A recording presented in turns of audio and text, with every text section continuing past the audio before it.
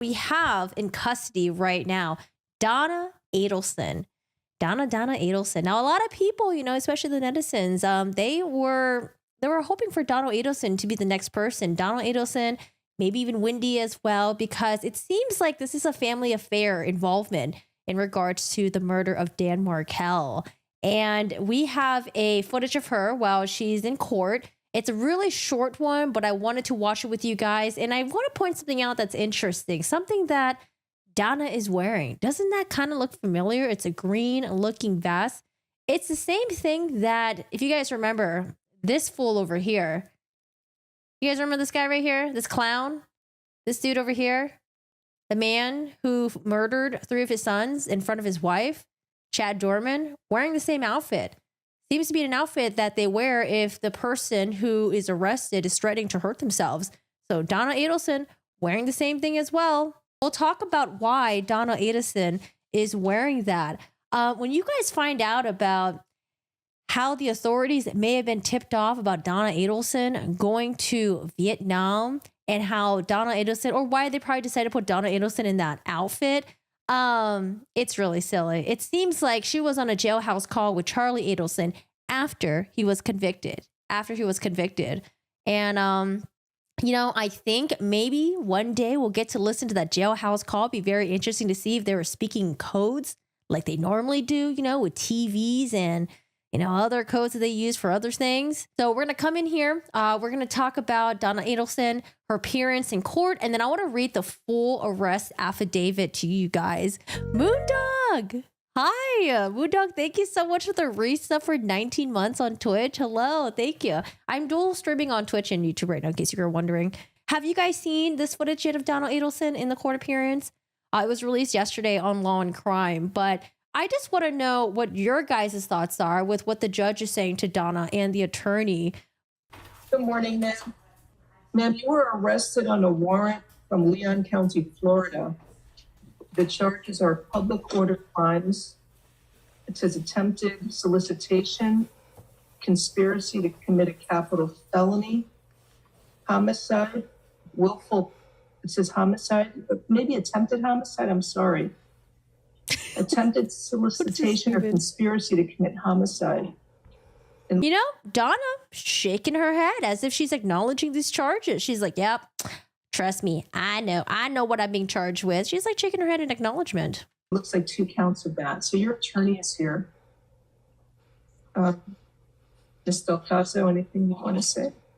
Good morning, Your Honor. Marisol Descalzo on behalf of Donna Adelson. We are going to waive extradition to Leon County. It's an in-state warrant, which means, so basically you have a warrant from Leon County. It sounds like really serious charges.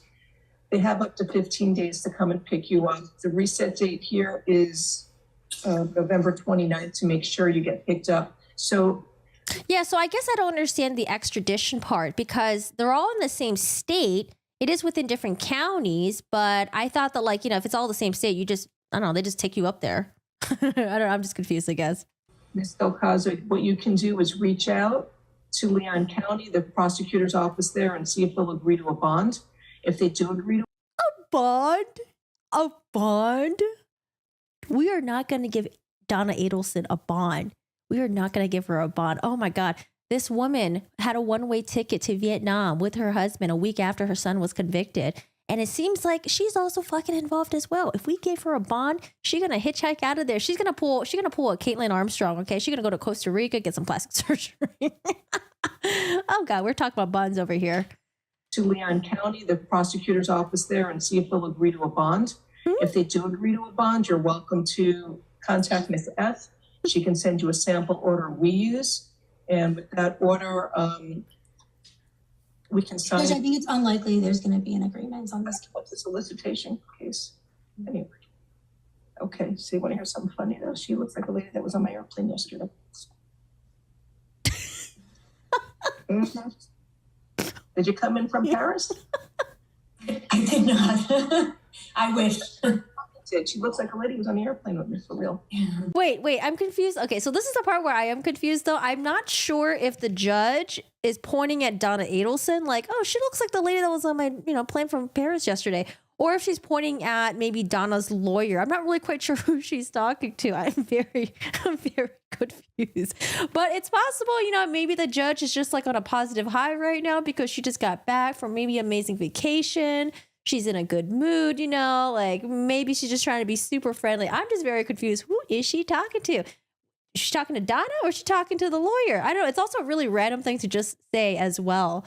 But the way that the judge said it was kind of like a haha, like little naughty. I don't know. It was very interesting. I don't really know what to make of it. No, the lawyer, the judge is always like this. Donna looks more annoyed to be there than anything. She's like, I can't believe I didn't go to Vietnam before Charlie was convicted. Why didn't I leave to Vietnam before? Man, she mad that she waited. I wonder if she was like on a no fly list. Yeah, I don't know. Is it possible to put someone on a no-fly list if you're like, haven't arrested them yet, but you're like planning to maybe arrest them and like they're still under investigation? Okay, so you want to hear something funny though? She looks like a lady that was on my airplane yesterday. Look at Donna. Did you come in from Paris? I did not. I wish. She looks like a lady who was on the airplane with me, for real. Donna looks pissed. And I'm sorry you're going through all this. They have 15 days to pick you up. The reset date's November 29th, okay? Thank you, Your Honor. Good luck to you. Yeah, I don't know, because the judge reiterated there, she looks like a lady that was on my airplane. So it kind of sounds like she's talking about Donna and not the lawyer, but I don't know. Donna looks so annoyed. Look at Donna. You see the eye. Wait, I actually missed that the first time. Good luck to you. Oh, sorry. I think That's it for that. Oh, man. Okay. Donna just rolled her eyes right there. Anyway, let's go. I wonder if Donna was rolling her eyes because the judge says good luck to you, or if she's just annoyed, or if she's just like, what is that little banter they just had? Like, this is a very serious issue. Donna just rolled her eyes right there. Oh, Donna. I heard the jail where Donna's going to be held at, it's not going to be a very rainbows and sunshines place. Apparently where she's going to be held is a jail that also houses people who do serious crimes themselves, not hiring a hitman, but people who are like convicted, like murder and all that stuff. Like she gonna be in a jail surrounded with people who are like, you know, maybe a little bit scary, you know, a lot scarier than Donna over here. Didn't want to get her hands dirty. But yeah, that's what I heard. I was listening to this interview. It was on either Court TV or Law & Crime. Judge recognized his friend from middle school, season 2. Okay, Mr. Booth, I have a question for you. Yes, ma'am. Did you go to Nautilus for middle school? Oh my goodness. Oh, you know what? I have seen this before, actually. I have seen this. Goodness. I'm sorry to see you there. I always wondered what happened to you, sir. I wonder why she always wondered what happened to him. Was he like a really good student or was he a bad student? Oh my goodness. This is the nicest kid in middle school. Oh my goodness. Burglary, grand theft, fleeing, and resisting arrest. Jesus. Oh. Well, you know, I hope he's able to make a change in his life. Still got time to turn around. I don't know. It depends on that's like his first charge or second charge or what. I don't know. Just a little bit of recap. So this is the family tree. Charlie Adelson is the man that was convicted roughly about a week ago. This is his mom, Donna. This is his dad, Harvey Adelson. And so Charlie's sister is Wendy Adelson. Wendy Adelson married Dan Markel. They have 2 children together. Dan Markel is the man that was murdered back in 2014, found shot in his Prius. He was, I believe, shot in the head. Now, Charlie Adelson had an ex-girlfriend named Katie right here. Katie hired her baby daddy. Baby daddy hires his close friend to be hitman and shoot Dan Markel. So this is the diagram right here. We got the whole Adelson family. And then we got the hitman. Like, these people are the ones that were arrested and tried first. Because when I initially heard about this case, I thought this family was going to get away with it. I really did. I was so pissed because I was like, wow, like they got the hitman. They got the woman who hired the hitman, but damn, that'd be crazy if this family's like untouchable. Yeah, it was wild. And then I didn't really hear much about it. Summary of offense and probable cause affidavit. This affidavit sets forth probable cause to believe that Sigfrido Garcia and Luis Rivera murdered Florida State University law school professor Daniel Markel. I have a quick question. So Daniel Markel and Wendy Adelson, they both went to law school, and were they both professors, I guess, at FSU? Because I did see that Wendy was a law clerk at some point. And then I think she also worked at FSU as a law professor. Is that how they met, maybe? Or they just had the same job? Like, were they just working at the same place? The murder was arranged through Catherine Magbanwa, Charlie Adelson, and Donna Adelson in violation of Florida statutes, murder per chapter 782. On Friday, July 18, 2014, at 11:02 a.m. This will be a Netflix doc for sure. I know there might already be a doc about this because of how crazy it is. Is there already a doc about this? Friday, July 18, 2014, 11:02, a report of a shooting was received at 2116 Trescott Drive, the home of Florida State University law school professor Daniel Markel in Tallahassee, Florida. Upon arrival, Tallahassee police officers found Markel slumped over the driver's seat of his vehicle from an apparent gunshot to the head. Markel was then transported from the scene to the local hospital, where he later died from injuries sustained during the shooting. Apparently, when the neighbor went by to go check on Dan Markel because he heard the shooting, he said that Dan Markel was actually still alive and he was kind of like groaning a little bit. So Dan Markel actually lived for a couple hours before he eventually sustained, when he later succumbed to his and just died. The investigation of the crime scene found no indication that this incident was part of any other criminal intent, such as burglary or robbery. Yeah, that's the thing too. I'm surprised they didn't try to make it seem like it was a robbery, like, go to his house, rob him, like at least like stage it or something, A neighbor heard a loud bang, looked out of his window where he saw a silver or a light colored vehicle resembling a Prius. Crazy, right? Hitmen driving Priuses, backing out of a victim's driveway. He walked over to check on Markel, discovered him in distress, and called 911. Will says Wendy was trying to make the boyfriend the fall guy for sure. Yeah, Dan got the job at FSU. They met in Washington when she was an intern. He was doing something, with the Senate. Investigators located the victim's ex-wife, Wendy Adelson, at a local restaurant and transported her to the Tallahassee Police Department for an interview. Oh, are we talking about Wendy's interview? Do we have an upload of that or transcripts? That would be very interesting. Because I did hear that, she had a 5-hour-long interview, and within the first 5 pages of the transcript, she was like, oh, my brother jokingly said that, it would be cheaper to hire a hitman. It would be cheaper to buy a TV than hire a hitman. That'd be even very interesting to watch or to listen to. During the interview of Wendy Adelson, she made statements suggesting the murder of Markel could have been arranged by someone on her behalf without her knowledge. Oh man, she already sweating, possibly throwing her family under the bus. Oh no, Wendy. Wendy indicated her parents were very angry at Markel and further suggested that someone could have arranged the murder, thinking it would help her. She specifically mentioned that her brother, Charles, aka Charlie Adelson, joked about hiring a hitman to kill Markel in the past. She said her brother makes a lot of jokes in bad taste and had previously commented that he looked into hiring a hitman, but it was cheaper to buy her a television as a divorce gift. That's actually pretty interesting. Buying a TV for someone as a divorce gift. I don't know. That just seems like something I've never really heard of, but maybe people do something like that. I don't know. It seems like a very odd gift. Wendy indicated that she did not think her brother would actually commit the crime. It should be noted that Wendy's mother, Donna Adelson, set a television repair appointment on July 11, 2014 for Wendy's television to be repaired on the morning of the homicide, July 18, 2014. Records obtained from the Best Buy show a service was completed on her television the morning of July 18, 2014, the same date of the homicide. I wonder if they have testimony from the Best Buy, Geek Squad or something like that, saying they're like, oh yeah, we had this TV that was brought in to be serviced, but there's nothing wrong with it. So we're not really quite sure what was going on. Wendy stated, After the divorce, she wanted to relocate to South Florida with her children. She felt that her former in-laws would suspect her of murdering their son since she was denied the ability to move by court.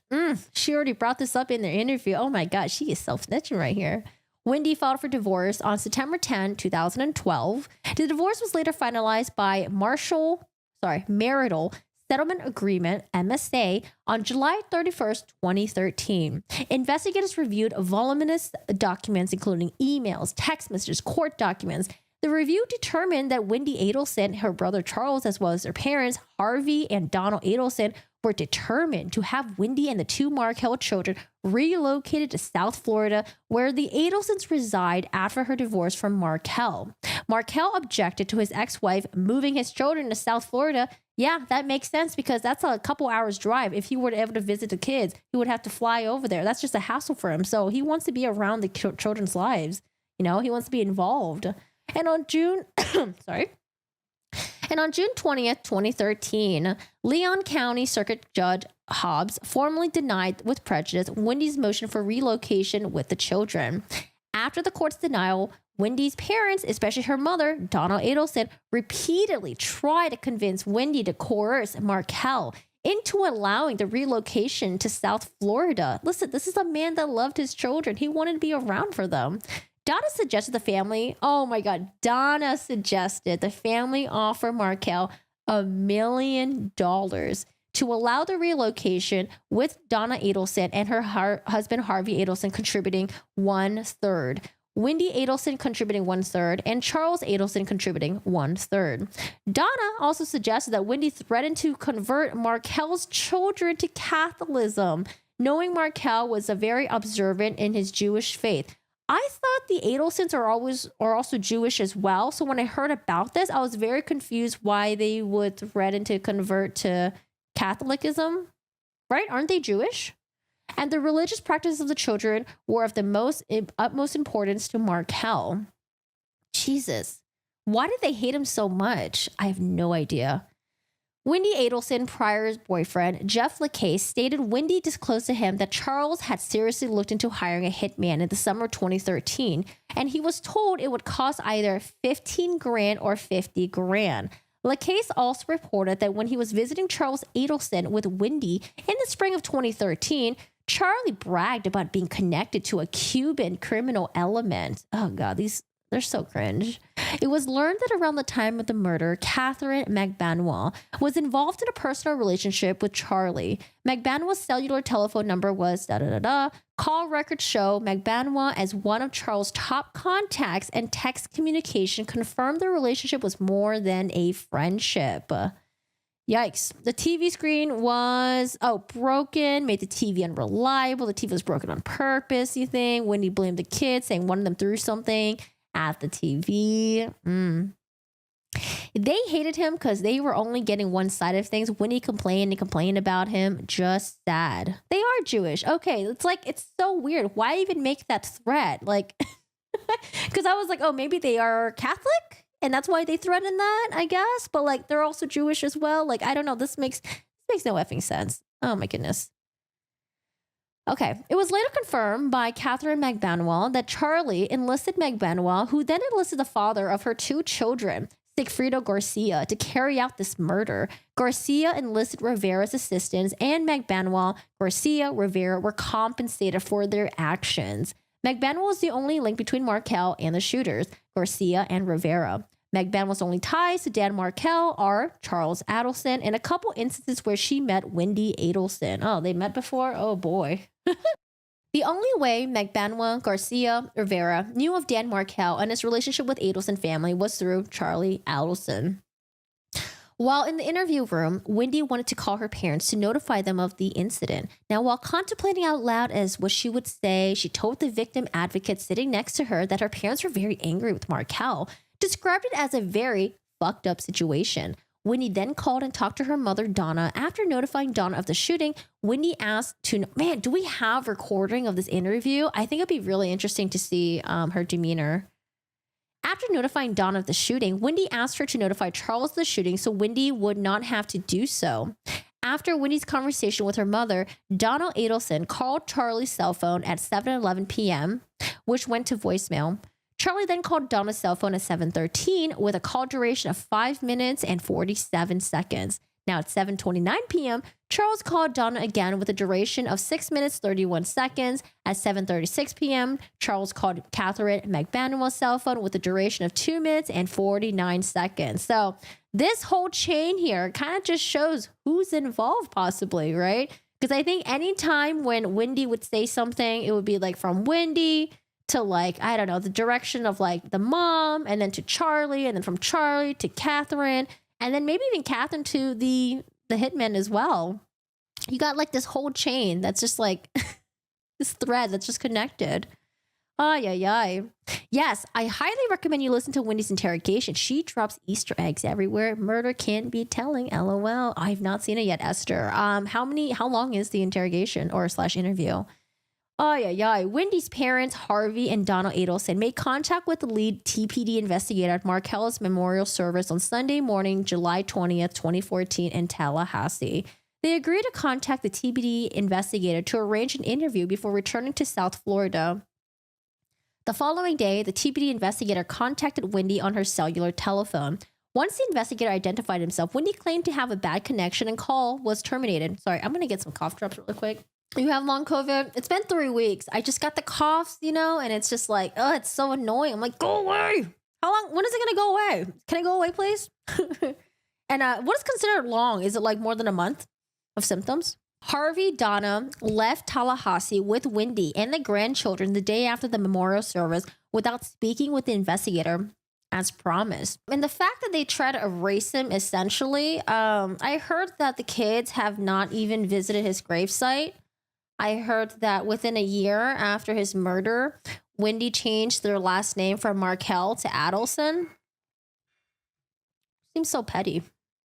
Okay, so they left Tallahassee without talking with investigators as promised. Since leaving, no one in the Adelson family contacted TPD or inquired about the status of the investigation. Oh my God, you would think they would at least try to put up an act. Charles Adelson did not attend the memorial service for his ex-brother-in-law. In July of 2015, Wendy had her children's surname changed from Markel to Adelson. On July 18, 2014, Markel left his home that morning, drove his 2 children to the daycare on the west side of Tallahassee. Markel drove to Premier Health and Fitness Center. He arrives at the Premier, which surveillance video shows a silver or light green Toyota Prius entering the parking lot after Markel parked his car. After Markel went to the health club, the video captured the Prius in the parking lot where the driver moved to the vehicle to different parking positions while Markel was in the building. No individuals ever exited the Prius.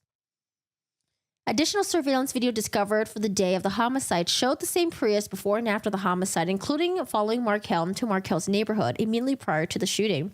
Now, after analyzing the surveillance videos, the suspect's vehicle was determined to be a 0609 Toyota Prius.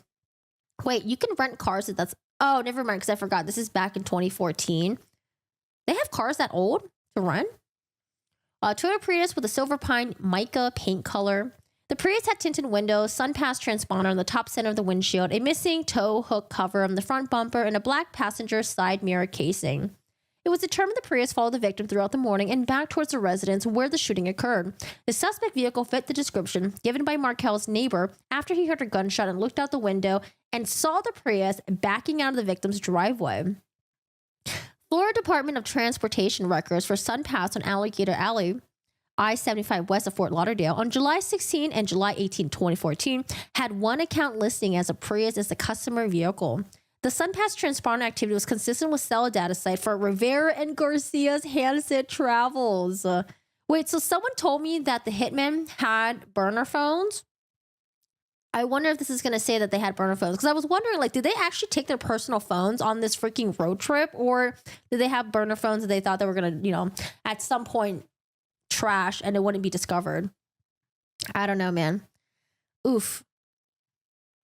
The SunPass account using the above transponder is a rental company in North Miami, Florida. Law enforcement obtained the rental contract for the 08 Toyota Prius 3 days before the homicide. The customer's listed as Luis Rivera with a contact number of da-da-da-da.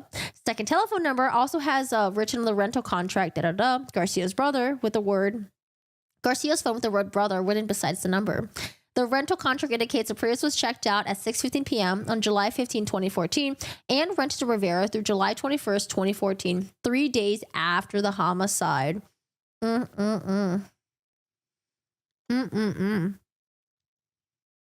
They rented the Prius so it looked like Lacrosse's vehicle. Lacrosse is in Wendy's ex-boyfriend. No way. The Prius rented by Luis Rivera on July 15, 2014. The Prius rented contained GPS data installed by the owner to assist with theft or non-return. The GPS company records have a vehicle location on July 15, 2014. Oh no. The Prius showed the location. Oh my goodness. So at some point, it was at Magbanwa's residence, who was the girlfriend. On July 18, 2014, the vehicle was located at North Monroe Street and East 6th Avenue, Tallahassee. On July 19, 2014, 1:26 a.m., the vehicle was located behind 1505 North Miami, Florida. This address is for the residence of Jessica Rodriguez, who was the girlfriend of and has a child with Rivera. Cellular location data for Magbanwa, Garcia, Rivera is consistent with them being in the area of Magbanwa's residence during and around the time the vehicle GPS showed its location to be in the parking lot of her condo. Both Garcia and Rivera met with Magbanwa the night before departing for Tallahassee to commit the murder. Analysis of Rivera's checking account revealed an ATM transaction took place in Broward County on July 18 as they were returning to Miami from Tallahassee. Security video from the drive-through ATM lane shows Rivera driving a Toyota Prius up to the ATM at 6:45. Dude, he was trying to cash out quick. Oh my goodness. Cell records show numerous contacts between Catherine Magbanwa and Charles Adelson and Sigfrido Garcia. On one occasion, telephone records show contact between Garcia's handset and the cellular telephone register to Harvey Adelson, Charles and Wendy Adelson's father. Oh my God. Wait, it's kind of interesting they wrote, registered to Harvey Adelson, Charles and Wendy Adelson's father on July 1st, 2014 at approximately 11:47 p.m. See, like, I don't know, man. The dad must have been involved in this. He must have been involved. There's no way he didn't know. Maybe he didn't want to get his hands dirty. So, he let his wife do all the, the writing of the checks. He let Charlie do all the, coordination between the girlfriend, the hitman. Like, no way Harvey was not involved in this. Yeah, because when I heard about this case, I feel like no one was mentioning Harvey Adelson. I was like, oh, maybe he was deceased or something. But no, he's alive. He tried to go to Vietnam with Donna, his wife, with the one-way ticket to Vietnam. At approximately 11:47 a.m., Magbanwa's telephone began attempting to contact Garcia's telephone. Over the next 5.5 hours, Magbanwa attempted to contact Garcia approximately 48 times.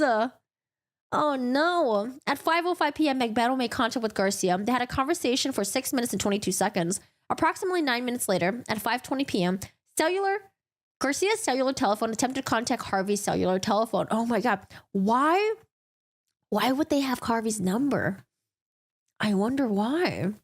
The cellular records indicate this call went to voicemail. Yeah, because Harvey was probably like, dude, you're not supposed to be calling me. Why are you calling me? He probably deleted it in his records too. The telephone number was being used by Garcia prior to the murder and had been in contact with Magbanwa's telephone number approximately 2,700 times between May 1st, 2014 and July 19, 2014, when Garcia's cellular phone ceased activity the day after the homicide.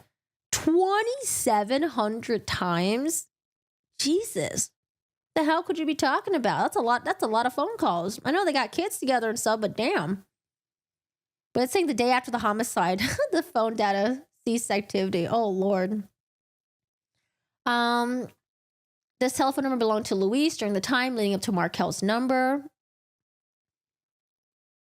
So this is a whole list of contacts. Oh my God. This just shows who's calling who. So this is before Dan Markel drops off his kids at the preschool. So we have hitman handsets communicate with cell sites within the area. Girlfriend, Magbanwa Katie, contacts hitman. Charlie Adelson contacts the girlfriend. The girlfriend contacts Charlie again. Charlie then contacts Donna. Charlie then contacts his girlfriend. Donna then contacts Wendy. And that's all before Dan Markel drops off his kid at preschool. Oh my God. Can you imagine these sickos?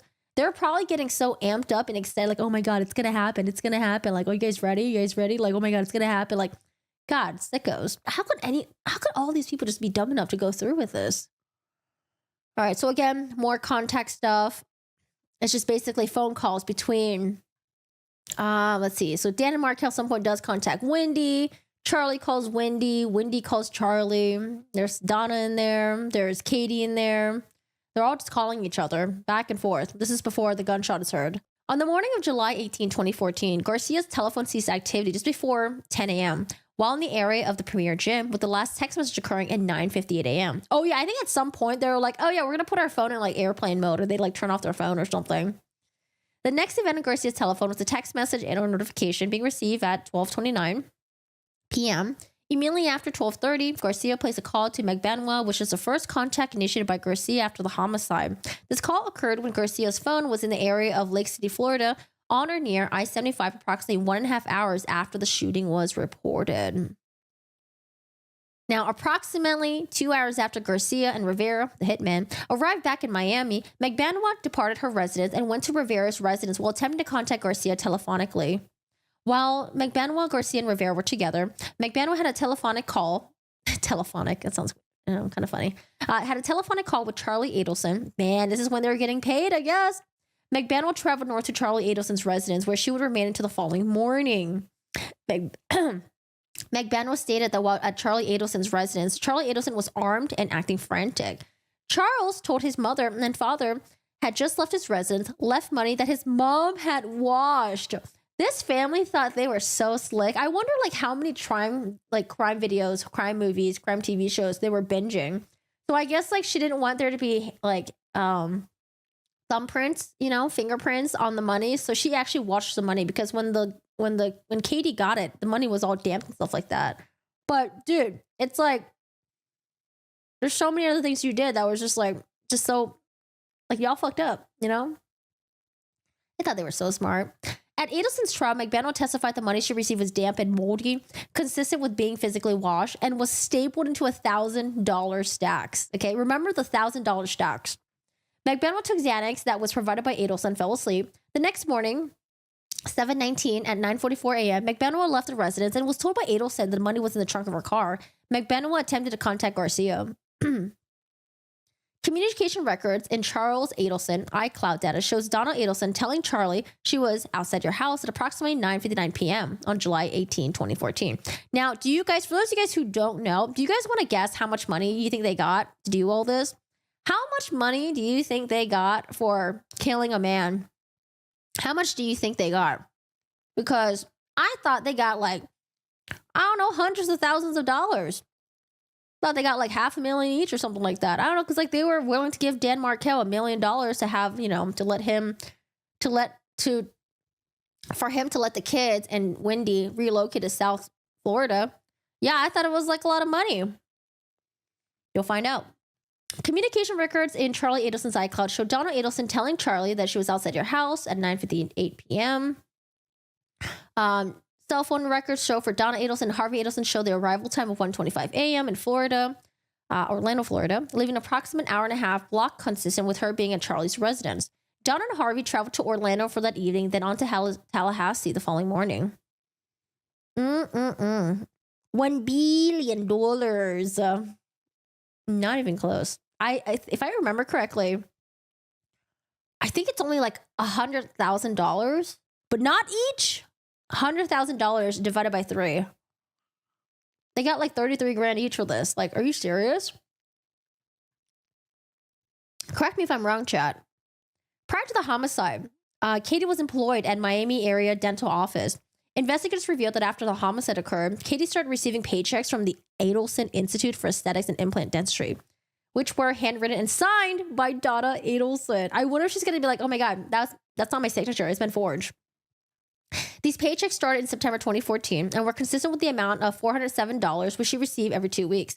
The memo section of each check indicated that it was for a period of 10 days, usually preceding the date of the check. The checks continue at least through April 2016. On or at least 2 occasions, McBannon received paychecks in advance of the time period indicated on the check and frequently received sequential checks. I don't know why they thought this was a good idea to continue writing checks to Katie. Why didn't they just hire her? Just be like, oh yeah, she's like, I don't know, she's like a cleaning lady, or like she's like doing consultation. I don't fucking know, make something up. She's doing like her social media marketing or something. They were paying her and she never worked at the dental office. Did they not think that was going to be shady? What did they say that they were giving her money for? Oh, was it $138K? That's an odd amount. $138K was given to Katie from Charlie the night of the hit. Person's not worth $138K, and divided by 3, okay? Divided by 3. Oh, you think they were promised $333,000? Because I know that like Katie continued getting money, but the 2 hitmen, I don't think they were getting any more money. They just got that lump sum, right? People get caught are either unlucky or stupid or sloppy. But yeah, usually stupid. They always think they can outsmart law enforcement. I don't know. Okay, so they talk about the paychecks. Donna Adelson, she signed it. Katie received a significant amount of cash after Markel's murder. In the month following the murder, she deposited over $13K in cash. In the 6 weeks following the homicide, she deposited more cash than she did the entire year leading up to the homicide. From $300 to $2,000. The homicide through November 2015, the total amount of cash investigators identified deposited into her account was over $56,000. The amount is over and above the paychecks she had received. Was she also working during this time, or she's like, you know what? I'm quitting my job. I'm getting money from the Adelsons. I'm good. The investigation revealed that Katie did not work at the Adelson Institute. She had a possession of a 2001 Lexus LS 430 sedan automobile, which was registered to Harvey Adelson, previously used by Charles Adelson. Wait, they gave her like an old ass car for payment? She didn't even get like a new like Mercedes-Benz, BMW, blah, blah, blah, blah. Oh my God, they gave her an old ass car. She did this for what? Oh my God. On January 23rd, 2016, so this is about like almost 2 years after, or a year and a half after the murder, the title for the car was transferred to McBannon and her new license plate was obtained. Oh my God. In addition, McBannon received cash, numerous gifts from Charlie Adelson since Markel's murder. I can't believe they gave her an old ass car, man. Yeah, this happened in this murder happened in 2014. They gave her a 14-year-old car. The review of the financial records indicate that Charles Adelson and Donna Adelson had financial means to finance this murder. And provide ongoing compensation to McBannon. On April 19, 2016, undercover agent made contact with Donna Adelson in reference to Markel's murder. The undercover agent provided the press release of Markel's murder, asked for $55,000, and provided a phone number at which he could be contacted. As a result of this contact, conversations were intercepted. So this is what the opening statement the prosecutor was talking about. They had like wiretaps on the phones, and because so much time had already passed, the Adelsons were no longer having conversations about Dan Markel's murder, which is smart, you know, because you don't want to keep talking about it. And so they needed to generate conversations between the Adelsons, between Katie and all those people, right? Well, I think at this point, wasn't Katie and the other 2 hitmen, weren't they already in custody? I'm not quite sure. I don't remember the timelines for that. But they essentially wanted to generate conversation. And so that's why they had this undercover agent, you know, go meet with Donna and like give her this envelope thing. And because of that, it started generating conversations where, you know, Donna called Charlie and they had a conversation at like a restaurant, and like there was also conversation. No, so it was like Donna called Charlie, and I think Charlie met up with Katie, and I think they had a conversation at a restaurant or something like that. That was recorded. I don't know. Pretty wild. Pretty wild.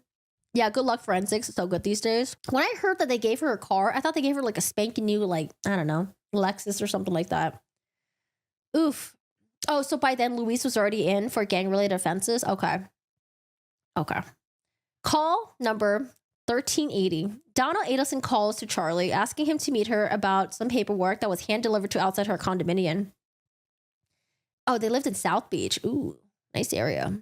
During this conversation, when Charles inquired whether it was involved him and others, Donna responded in a whisper, well, probably both of us. When Charles asked her to repeat herself, she stated, probably the 2 of us. You probably have a general idea what I'm talking about. Charles further inquired. Donna said it was not something she wanted to discuss over the phone. Call 1382. Donna and Charles discussed meeting and whether or not Charles needed to bring cash. Charles inquired whether or not a threat was involved and whether the police should be contacted. Donna responded this time she did not believe it was a good idea. Call 1386. Charlie called and immediately told his mother, Donna, don't talk about things in the apartment or any place. Then asked if the person was black, white, or Hispanic, to which Donna said he was white. Charles said that it sounded like something that needs police. Donna says she may have to, but wants to talk to him first. When Charles asked what the letter asked for, Donna said, this TV is probably about 5. Oh, here comes the code words. Charles asked if they asked for $5,000, to which Donna responded affirmatively. Donna also said they mentioned an ex-girlfriend. Call 1392. Charles Adelson called Katie McBenoit after trying to reach her by phone unsuccessfully about an hour. Charles explained the situation to McBenoit as he understood from his mother. Something regarding her son, something regarding his ex-girlfriend, and the person asking for money. Charlie told McBenoit that he's going to see his mom the next day to discuss the matter. There's some discussion whether McBenoit was a girl referenced by the agent. Charles said that he thought his mother said the agent mentioned McBenoit's name, but he's not sure and will follow up with the situation. It does not involve her. McBenoit agrees to meet Charlie in person the next day on April 20th, 2016 around 4 p.m. Wait, I have a question. So by this time, was Katie already working with the authorities, and was she like meeting up with Charlie so she can get him to incriminate himself? Or maybe if I keep reading this, my question will be answered.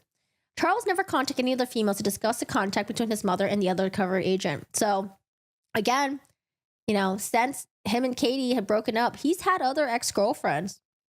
Kind of interesting that he doesn't call all the ex-girlfriends. He just talks to Katie. The morning of April 20, 2016, Charles told his mother he would meet her at the home. Oh, sorry, because Donna was like, oh, this involves your ex-girlfriend, I think. And so they don't explicitly say who the ex-girlfriend is, but they all know that's talking about Katie. The morning of April 20, 2016, Charles told his mother he would meet her at the home at 12:35 p.m. After Charles arrived at the icon where his mother and father reside, he and Donna walked outside to a remote table behind the building, sat close together while conversing. Oh, the father was there too. None of their conversation was successfully captured. Boo. Okay. After meeting with Donna in person, he called Katie, traveled to her in Sunny Isle at the real estate office where she worked. Oh, so she was working around this time. When Charlie arrived at the strip mall where McBenoit worked, they talked briefly outside, went to the restaurant, Dolce Vita, near the real estate office. Their conversation was captured while they sat in the restaurant. The following statements Charlie made directly to McBenoit was previously only audible with use of proprietary software. Through the use of expert audio conversation between McBenoit and Charles was clarified. The following are portions of that conversation. But I think that like when they play audio recordings, they're not allowed to have captions for the jury because sometimes, the conversation can be heard differently, right? You can't have one person like providing captions, one party. If they had any evidence, we would have already gone to the airport. Ooh, the airport.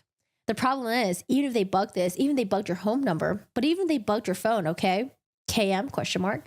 But even if they bugged your phone, okay? You're still not talking about any of this. Number 2. It's funny because Charlie's the one who's talking about this. Number 2. So my point is, how do you get people to talk? You throw in a smoke grenade, and then you get all the cockroaches to run.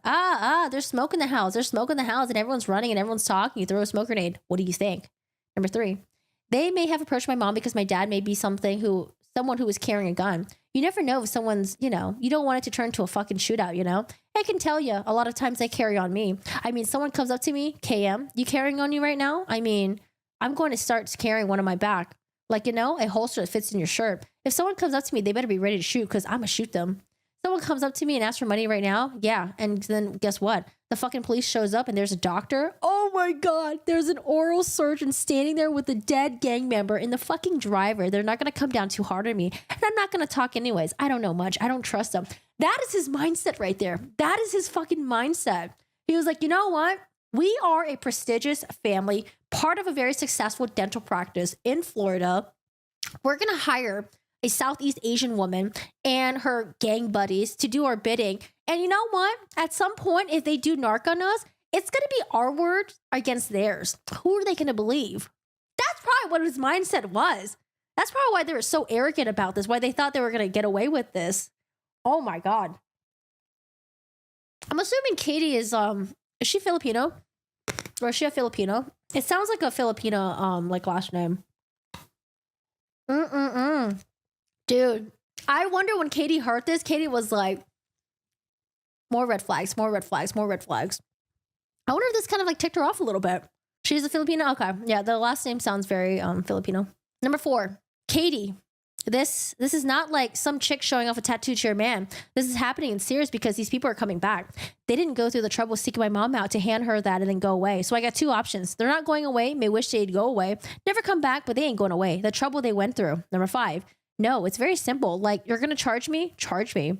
Is this all coming out of Charlie Adelson's mouth?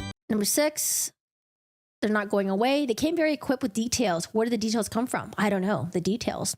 I just want to point out that the person they use as the undercover agent sounds like a freaking cop, okay? I'm just pointing out. He sounds like a cop. I heard him on when he was talking to Donna and when they're on the phone call. He sounds like a freaking cop, man. Anyways, number 7. 2. They said the guy's name was 2-0. I don't know who the fuck that is. Is there just 2-0? KM Supply's name. Tudo's incarcerated now. And I know that you've been helping out Katie and helping out your family and helping out Katie and her family. Now, Tudo's family needs your help. My mom was like, I don't know what you're talking about. And he goes like, well, maybe this will refresh your memory. He handed it to her. KM talking. And she said, respect, spoke like polite. She goes, polite and well spoken. I said, do you act like a thug or did he talk like a thick Spanish accent or anything? She said, no. I said, was he white, Hispanic? She said he was white, but could have been Hispanic, but that KM talking. Yeah, you could have mistakes. I mean, everybody in Miami is Hispanic. So it's like, you can't tell. So Katie, they'll be back. These people, they know, whoever it is, information. Number 9, let me ask you a question. When everybody was out there the next day, did any of you guys take money? It's not like you're driving around a Bentley, cruising around a mega yacht, you know? Someone he must at some point, otherwise he had no idea that had anything to do with. Okay. After the murders happened, like they bought like motorcycles or something. Katie got a boob job and like they spent their monies, you know? They should have like just not, I don't know, like make huge purchases, I guess. Some of the Philippine women target men with money and have money, families and husbands back in their own country. It happens more than you would think. Yeah, keep a low profile, I guess. Number 10, it could. I wish it was a cop playing games. Why didn't they know it was me? If it was a cop playing games or an investigator playing games, they didn't mention me. They didn't mention your son's girlfriend, Katie. Not mention me at all, my family. And I think if they thought I had something to do with it, they would find me. They would talk to me. You know what I'm saying? Like, go to a person who's involved, not the fucking people who aren't involved. Number 11.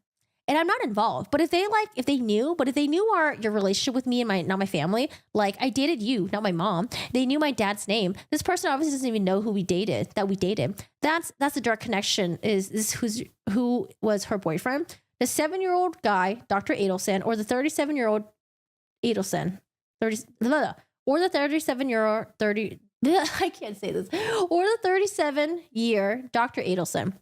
Yeah, 37. Let's go talk to him. Dr. Adelson. That's who they talk to. Not waste your time with mom. They need to talk to someone who knew what the fuck went down. And so it wouldn't make sense to have connection to my family as me. Dan, he talks a lot. Jesus. Charlie Adelson. Dropping all the deets in public too. Surprised they didn't meet like, I don't know, like in a hotel room or something.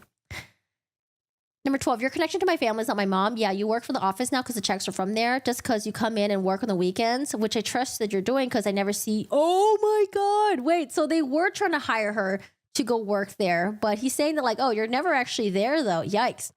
You tell me you do it and the place looks clean. So you get your checks, you clean up, whatever. But that's neither here nor there. Oh, they're just making this up. This person knows information. Even their cops, information said your name. They said that they're claiming that somebody had something to do with it, incarcerated. I don't know anybody in jail. Katie's family's from the Philippines, but I dare to say she was born in the U.S. Number 13, KM, him.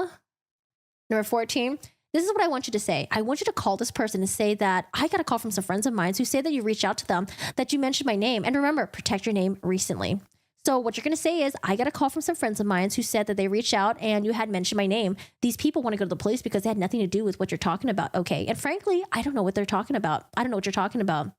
But the name sounds familiar of who's incarcerated. So I'm going to give you someone as charity to help the less fortunate. Oh my God. He's giving charity. But do not contact these people again or they're going to go to the police. And let them know you had to do everything in the world to prevent these people from going to the police because they don't know anything. I don't know anything. And that the name sounds like a little familiar. You know what this reminds me of, guys? Corey Richins. Oh my God.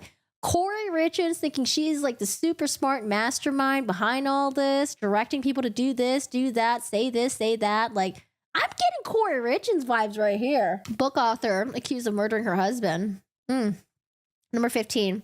I mean, Katie, I'll go to the moon and back for you. That's without even saying, I don't need to say that.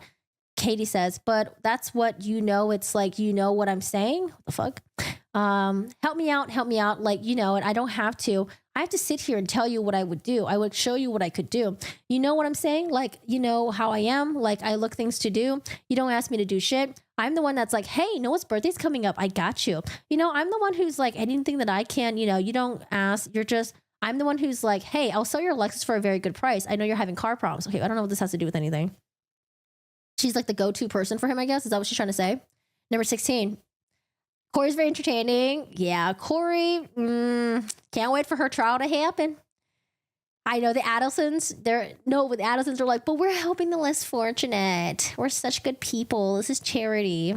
Number 16, I know. My head was when I was leaving the house, I literally had the bag out and I had my keys.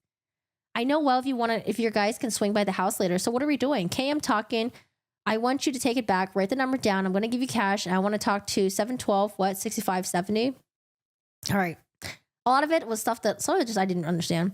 After the in-person meeting with McBanwell, Charles called Donna back to the report about his meeting. Oh no, and he's handling everything. Oh God. Donna then calls Charles back, sounding very concerned. Why do you guys think they charged Charlie first and then Donna afterwards? Why not just charge them together? What do you guys think? On April 21, 2016, calls were intercepted between McBanwell and Charles, and they attempted to disguise their conversation using real estate references such as security property posted incorrectly, wrong tenants for rental property. Charles and his dad, Harvey, met for dinner later that evening. Katie and Garcia were intercepted having numerous arguments over the phone. The morning of April 21st, 2016, it appeared that Katie was trying to convince Garcia to figure out who the phone number belonged to and place the call himself. In the heated exchange, Garcia said, I'm not making that effing phone call, he said. I'm going to take care of this effing problem. On Monday, April 25th, a letter was sent to Harvey and Donna Adelson. This letter was sent via USPS by investigators for the purpose of the follow-up on undercover's initial conversation. Calls intercepted indicate Donna shared the information with Charles, who in turn forwarded to McBanwell. McBanwell again asked Garcia to either determine who the phone number belonged to or call the phone number. McBanwell reported to Charles the phone was either out of service or not a good phone number. It appeared Charles lied to Garcia lied to McBanwell about making the call or had not contacted the correct phone number. The agent's phone number was not called and was working properly after conducting tests to verify. Oh, dude. It's all coming crashing down. Later that same day, Charles called Katie. Sorry, should I just be consistent? Charles called McBanwell and asked if she was on her way. It appeared Charles and McBanwell had been communicating through a different source to schedule a meeting. Later review of iCloud messages from Charles' records, he and McBanwell would often communicate via WhatsApp. Oh, is that way that it wouldn't be tracked? Charles directed her to Harvey and Donna's building to meet with him. Charles told McBanwell that he was talking to his parents about everything. Charles continued to try and convince her to meet at Donna and Harvey's building, but eventually agreed to meet her at a different location. McBanwell called Charles back to advise they were meeting at a marina near Monty's. On April 26, 2016, 2 years after the murders, Charles called Donna and they discussed the conversation that occurred the night prior. Donna said that she felt better after the conversation. Donna asked Charles to let her know once things were taken care of. He further stated that if you don't know who the person is, it's a much bigger problem. Charles said, if you know who it is, it's very, very easy. I heard about that. Debbie says, did you know that Katie was offered complete immunity to testify against Charles in both of her trials? And she turned them down both times. I heard about that. I did. They never retrieve any of the WhatsApp data. He further stated that if you don't know who that person is, it's a much bigger problem. Charles said, if you know who it is, it's very, very easy. Charles told Donna to stop getting worked up about things. Charles assured Donna there was nothing she needed to worry about and that it was being looked into. On May 4, 2016, approximately 2:09 a.m., text message was sent to Donna's cell phone from the undercover agent. Later in the day, Charles asked Donna if she was okay, and Donna advised she would talk to Charles about it on Sunday. Charles wanted to talk to Donna before Sunday, and they agreed to Charles coming by around 11:30 a.m. the following day. While driving to meet Donna, Charles called McBano advising there was a new problem that he may need to meet with her later that day. Oh my God, Donna's so involved. Why was she not dragged in when Charles was dragged in? Were they afraid they didn't have enough evidence against her? Because, I'm surprised Donna didn't just like dip out. Oh man, I'm surprised she didn't leave for Vietnam like way sooner, like when they first arrested Charlie or something, Charles arrives at the Icon. They meet at the pool to discuss a text message. Harvey is present with Charles and Donna as they huddle in the corner for privacy. When are they gonna get Harvey? Go get Harvey. There's no oral intercept captured due to the location they had the conversation.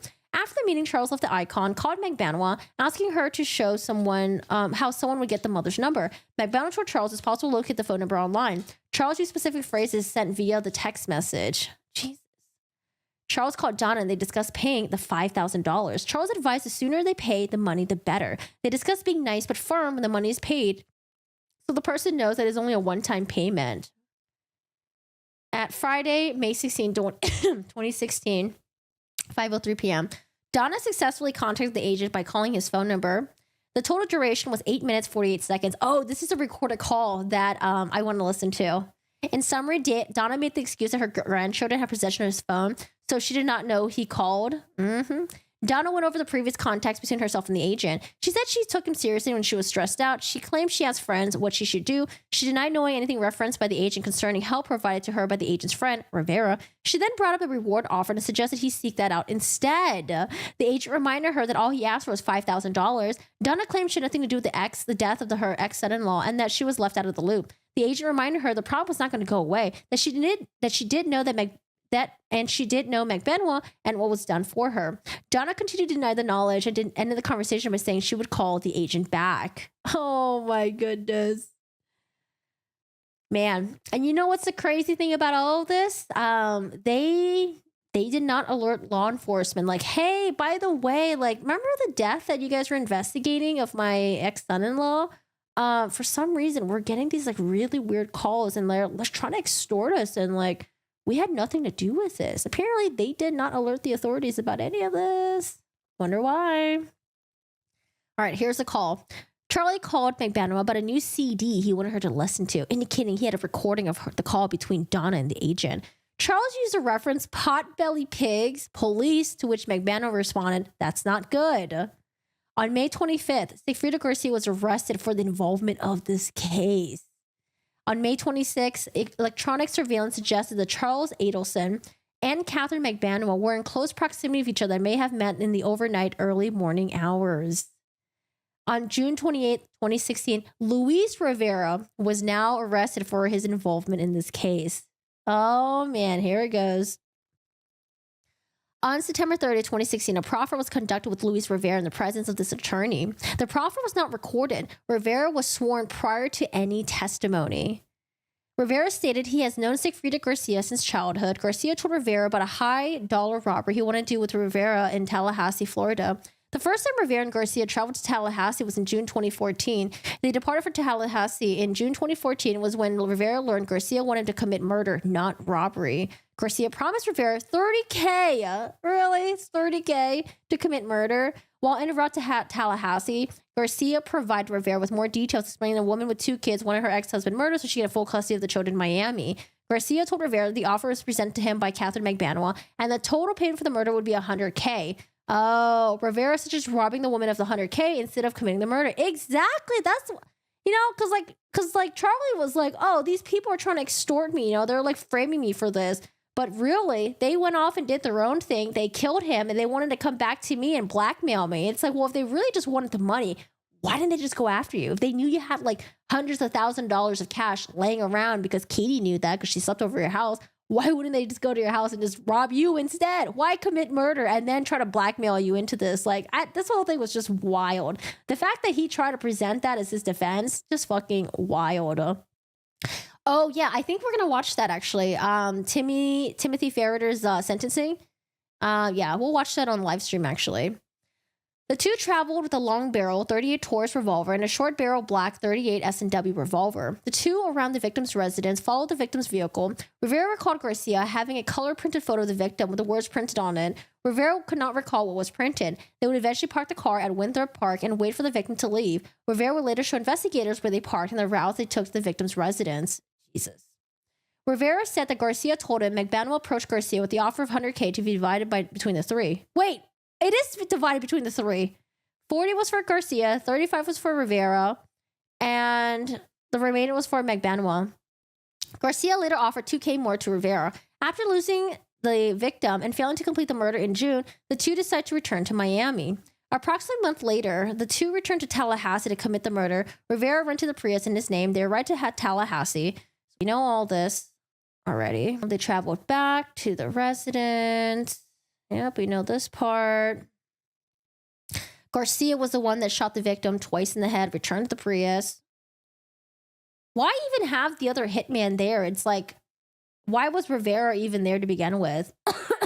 For like emotional support or something? While driving back to the South Florida Garcia, McBanwell approximately an hour into the drive, Garcia told McBanwell it's done. Rivera explained he could hear McBanwell's voice as Garcia held the phone up to his ear. During the drive, Garcia asked Rivera to pull up near a bridge and waterway so Garcia could dispose the firearm. Numerous attempts to locate this bridge and waterway were unsuccessful. They drove back to Florida. They withdrew cash from the ATM. They were caught on surveillance camera footage. The following morning, Rivera received a call from McBanwell. She told him that he wanted the money. He needed to tell her where to meet because she could not get a photo of Garcia. Wait, at this point, why were they going to the ATM then? For like different reasons? Because I don't know if they were paid in like in full, or were they getting like little by little before, and then like finally they got like the large sum amount afterwards. At this point, let's see. This is where they get the money. They get about $100 bills that were stapled together. In July of 2018, contact was made with June Umchinda. Umchinda is a girlfriend of Charles Adelson at the time. At the uncover. Oh, is this the June that you guys are talking about? Is this the baby mama? Unchinda was a girlfriend of Charles Adelson at the time of the undercover operation in which the FBI approached Donna Adelson. Of relevance to her interview was her recollection of Charles Adelson having stapled money in a safe in his residence. So dumb. So they took the time to wash the money, but when they handed the money over, it was in the same manner as how Charlie kept money, which was stapled, $100 bills stapled together, and it was like thousands of them, I think, right? Like in bundles. Oh my God. Katie must have taken the 38K, dished out the 100K to Sigfrido, 30K for Luis, and Garcia gave her the cut. She's crafty. Throwing a lot of money out to know where it would flag the IRS. Jesus, these people are, I don't know. It's just like they thought they were so smart and crafty. Ay, ay, ay. June stated that she started following the case in the news, and when she heard about the stapled money, she found it odd because she remembers Charles kept that his way. Charlie kept keeping his that way. June also testified that Charles Adelson was acting angry, agitated, and nervous around the time of the undercover operation and McBanwell was arrested. Adelson advised June that he gave McBanwell a car and financed a portion of her breast augmentation. June Umchinda also observed Donna Adelson to be stressed out during this time frame. Donna Adelson made a statement to June Umchinda that she felt Dan Markel was haunting her from the grave. In July of 2021, contact was made with Ryan Fitzpatrick. During the interview with Fitzpatrick, it was learned the two had a falling out in recent years over financial disagreements. He said Charles' demeanor changed when McBanwell was arrested. Adelson started picking up security cameras, was constantly paranoid of arrest. During a conversation with Fitzpatrick, Charlie says that you can get away with murder if you keep your mouth shut. Yeah, but too bad that the people that are getting arrested are not keeping their mouth shut. This is why you don't involve 1 million people in a murder. Look at how many people are involved in all of this.